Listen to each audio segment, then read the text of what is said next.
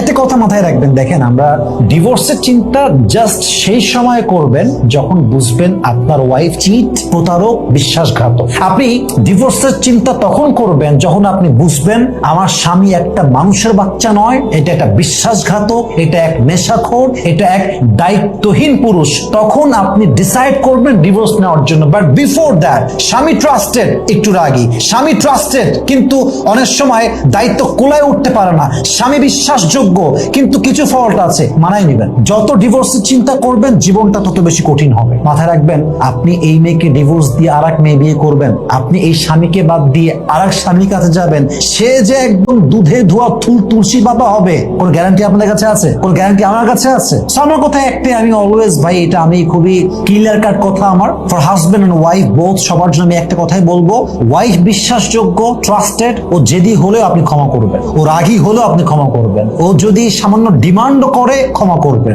স্বামী যদি নেশাখোর না হয়, দায়িত্বহীন না হয়, জাস্ট ট্রাস্টেড পারসন হয়, যে দায়িত্বশীল এবং ট্রাস্টেড পারসন, কোনো বাজেগুণ আর দেখবেন না, কোনো বাজেগুণ দেখার টাইমই নাই। বাদ বাকি জীবন আমি এই মানুষটার সঙ্গে কাটাই দেব। এই চিন্তা যদি আপনার হয় তাহলে আপনার সংসারে আপনাকে বরকত দিবে একজন, তিনি কে? আল্লাহ।